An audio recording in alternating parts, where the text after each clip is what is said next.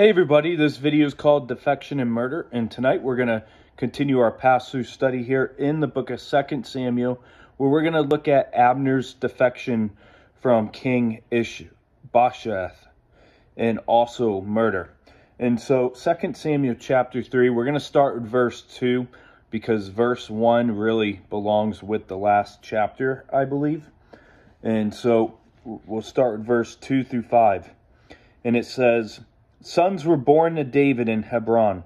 His firstborn was Ammon by Ahinoam the Jezreelitess, his second Chileab by Abigail the widow of Nabal the Carmelite, the third Absalom the son of Maacah, the daughter of Tamai, king of Geshur, the fourth Adonijah the son of Haggith, the fifth Shephatiah, the son of Abital, and the sixth Ithream by David's wife, Eglah. These were born to David in Hebron." So during King David's 7-year reign in Hebron, we see that his 6 wives give birth to 6 sons. And we see that David, he goes against God's command, the Lord's command of Deuteronomy 17 verse 17 that stated that kings should only have the one wife. They should not have multiple wives. And, you know, that is to carry on from the original definition of a God-ordained marriage between one man, one woman in Genesis 2:24. And we studied Deuteronomy 17 back in the month of March. And we see that it went against God's definition of marriage between one man, one woman. And while the Bible never expressly condemns polygamy, this is one of the most biggest attacks you're going to find for people that are anti-Christianity, is they look at the Old Testament and they see tons of polygamy, and they think that because God didn't say anything directly at it, that God is accepting toward it.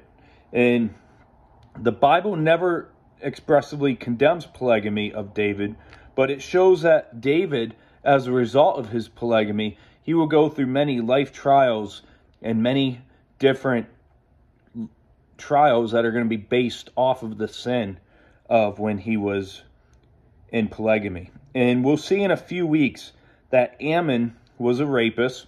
We're going to see his other son, Chileab, is known as Daniel with few mentions in the Bible. And with Chileab, with very few mentions in the Bible, it is speculated that he either deceased at a very young age or that he was an ungodly, unworthy man. And Absalom murdered Amnon, and he led a civil war against David, with going as far as attempting to murder him. And Adonijah tried to seize the throne from David and then tried to take one of David's concubines. So we see that the descendants, the sons of David, are not really highly honorable people here. And Shephatiah and Ithream most likely died young or ungodly and unworthily, as they're only mentioned other in the generic genealogy later on in 1 Chronicles chapter 3, verse 1 through 4 of David. And Absalom means my divine father is peace, or divine father of peace. And he was the son of Geshurite princess from the region in Syria. And Chileab, as mentioned already, he was born to Abigail. And Shephatiah means the Lord judges. And Abital means my divine father is due, or my divine father of due. And Eglah is called the wife of David, as she was likely the last of the list on his polygamy list. And in chapter 5, verse 17, we see that more children were born to David than what we see here when he moves to Jerusalem. In verse 6 and 7, it says, "Now it was so, while there was war between the house of Saul and the house of David, that Abner was strengthening his hold on the house of Saul. And Saul had a concubine whose name was Rizpah, the daughter of Aiah. So Ishbosheth said to Abner, "Why have you gone into my father's concubine?" And so remember that Abner was a military general of the army, and he was the first one who put Ishbosheth on the throne, and whose power that would go on to hold him there. And we see that as time has passed now, that Abner begins to make his own move to take the throne. And we see that Abner makes a clear statement to the people that he would take the place of Saul as king over Israel by taking the concubines of Saul, Rizpah. And going into the concubine of the king was a statement of power and rightful claim to the throne. And as Ishbosheth reacted strongly against Abner, he accuses him here of treason and sexual immorality. And doesn't it seem strange that the king that was dead to have this type of controversy? Well, verse 8 through 11 says here, "Then Abner became very angry at the words of Ishbosheth and said, 'Am I a dog's head that belongs to Judah? Today I show loyalty to the house of Saul your father, to his brothers and his friends, and have not delivered you into the hand of David, and you charge me today with a fault concerning this woman? May God do so to Abner, and more also, if I don't do it for David, as the Lord has sworn to him, to transfer the kingdom from the house of Saul, and set up the throne of David over Israel, and over Judah from Dan to Beersheba.' And he could not answer Abner another word, because he feared him." And you know, this was basically another way to ask, am I a despicable traitor allied with Judah? And this was a common expression to show disdain, as you can find back in the story of David and Goliath in 1 Samuel 17, verse 43. And we studied that, as you remember, maybe about a month ago. And Abner uses opportunity to condemn Ishbosheth by reminding him that he would have power, and power had Abner himself had not been placed there. And Abner seemed to demonstrate the knowledge that David was going to be the next king of Israel, as God had already sworn to everyone, including David. And part of Saul's kingdom had already been transferred over to David, namely Judah, as we spoke about back yesterday. However, Abner vowed to complete the process by helping David obtain the rest of the kingdom. And Dan the Beersheba was an expression that was used to mean speaking on in the sense of a whole country. And Ishbosheth now lost his supporter to Team David. And that was only because he offended Abner. In verse 12 through 16 says, "Then Abner sent messengers on his behalf to David, saying, 'Whose is the land?' saying also, 'Make your covenant with me, and indeed my hand shall be with you to bring all Israel to you.' And David said, 'Good, I will make a covenant with you, but one thing I require of you, you shall not see my face unless you first bring Michal, Saul's daughter, when you come to see my face.' So David sent messengers to Ishbosheth, Saul's son, saying, 'Give me my wife Michal, whom I betrothed to myself for 100 foreskins of the Philistines.' And Ishbosheth sent and took her from her husband, from Paltiel, the son of Laish. Then her husband went along with her to Bahurim, weeping behind her. So Abner said to him, 'Go, return.' And he returned." So, though Abner's language implied the conviction that in supporting Ishbosheth, that he had been going against God's promise of conferring the sovereignty of the kingdom on David, this acknowledgement was no justification of his motives. And he selfishly wanted to be on the winning side and to be honored as the one who brought all the people under David's rule. And David requested Michal for 2 reasons. One, it would right the wrong that Saul had committed toward David by giving his daughter Michal, who was David's wife and who loved him, to another man. And second, it would serve as a way to strengthen David's claim to the throne of all Israel by inclining some of Saul's house to be favorable to his cause. And David, he reminded Ishbosheth that he had only paid the dowry to Saul for his daughter, and that was 100 foreskins of the Philistines, but had delivered double the asking price as seen back in 1 Samuel 18:25 through 27. And therefore, Michal rightfully belonged to David, and Bahurim we are introduced to, which was located east of Jerusalem, and it became the final location where Paltiel would see Michal. And this was also the town of Shimei, the man who cursed David during his flight from Jerusalem before Absalom. And David's soldiers were also found refuge in a well at Bahurim while being pursued by Absalom's men, as we're going to see next month.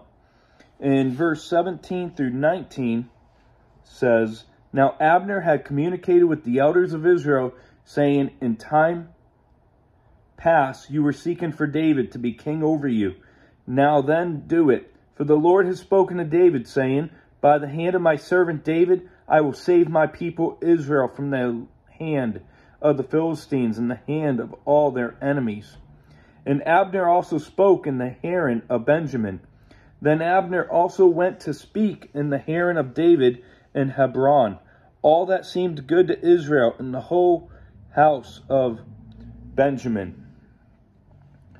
So, verse 17 through 19, the elders of Israel were the recognized leaders of the people, serving as Ishbosheth's advisors who would have been consulted when important decisions had to be made. And we see that David is called the Lord's servant. And when you count the amount of times in the Old Testament that you see that David is called the Lord's servant, it happens about 30 times. And Abner's words to the elders of Israel completely recognized David as the servant of the Lord. Therefore, David had the right to the throne according to God's sovereign will. And Abner gave special attention to the tribe of Benjamin, for they were Saul's and Ishbosheth's kinsmen, as we see back in 1 Samuel chapter 9, verse 1 and 2. In verse 20-21, So Abner and 20 men with him came to David at Hebron, and David made a feast for Abner and the men who were with him. Then Abner said to David, I will arise and go and gather all Israel to my lord the king, that they may make a covenant with you, and that you may reign over all that your heart desires. So David sent Abner away, and he went in peace. So we see that David was wise and generous towards his former opponent. And most of us, we would have very hard time, or we would find ourselves having difficulty being able to forgive the one who raised an army against us. And Abner wanted David's reign to be fully recognized or realized over all the people of God. In verse 22 through 25, it says, At that moment the servants of David and Joab came from a raid and brought much spoil with them.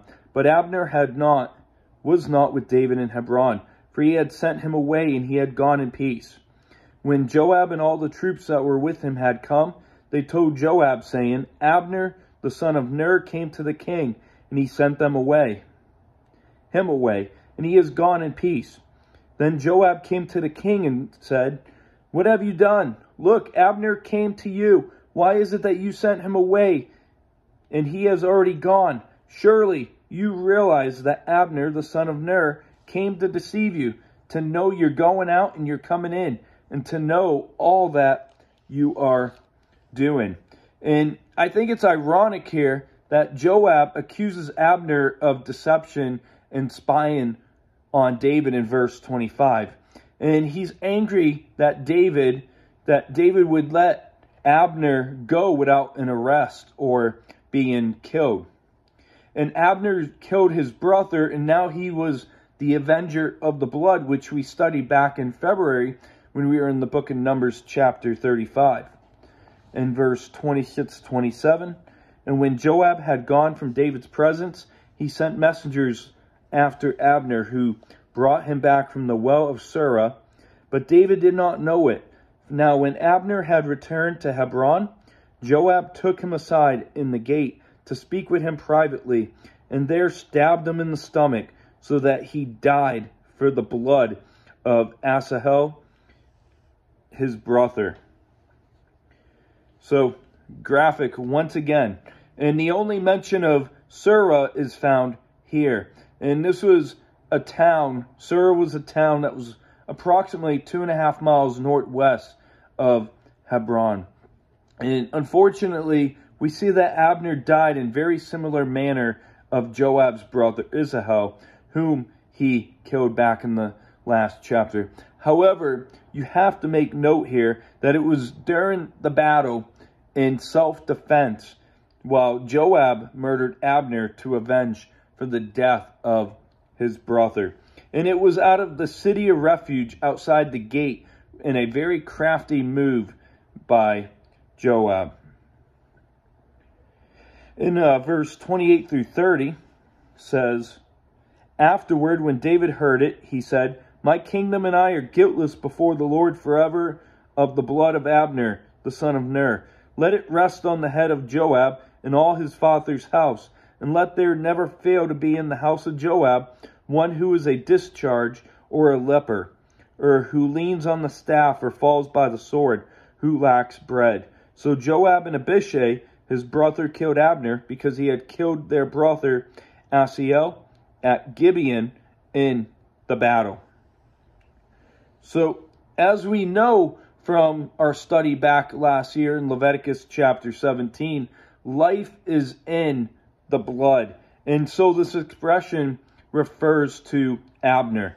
And David made it clear that he had nothing to do with the murder of Abner, and that David sought the Lord's help to punish Joab for this evil deed. And Joab, he showed no failings as a military service member must keep military barren, and he was to be a strong general. And many times when you see veterans, it hits them now, but when you're in war, you kind of have to watch your friend, your battle buddy, go down, and you have to keep that fight going. You can't just shut down and grieve right then and there.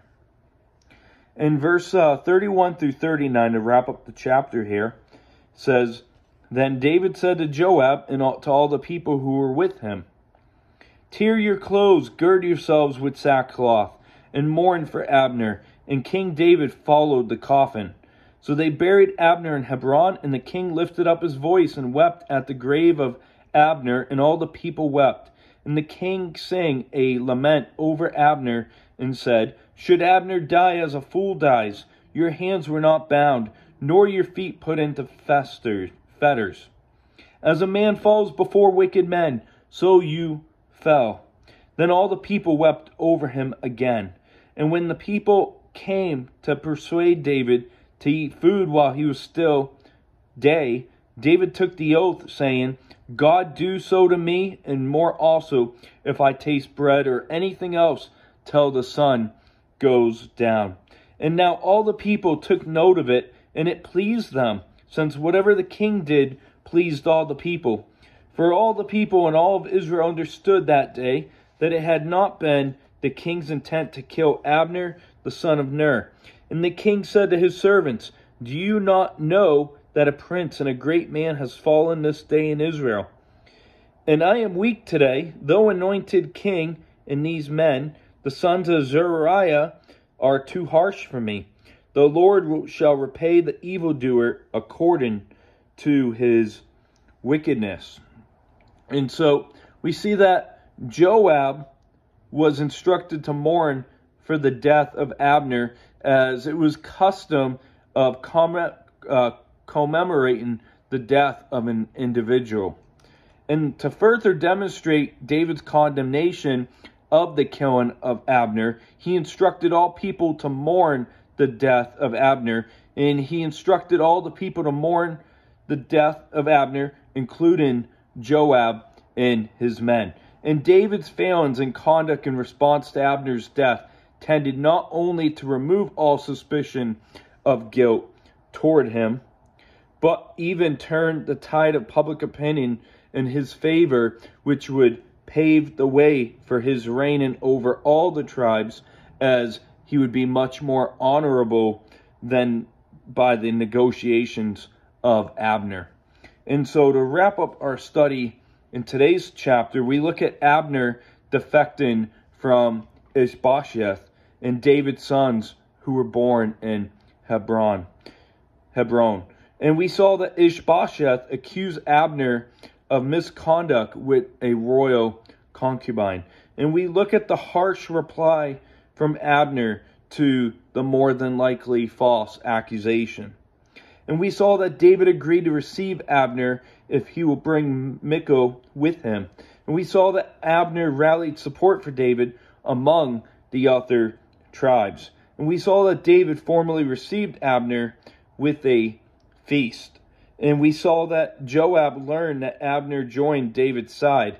And when he realizes that's what happens, then he goes on to have Abner murdered.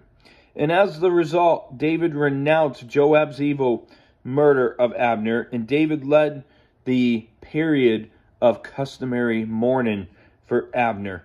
And that's going to wrap up this video for today. We'll see you next on Saturday, as we're going to be taking a look at a topical video. So I'll announce it on Saturday. I hope that you join us for that as well. I hope you have a great rest of your evening. God bless.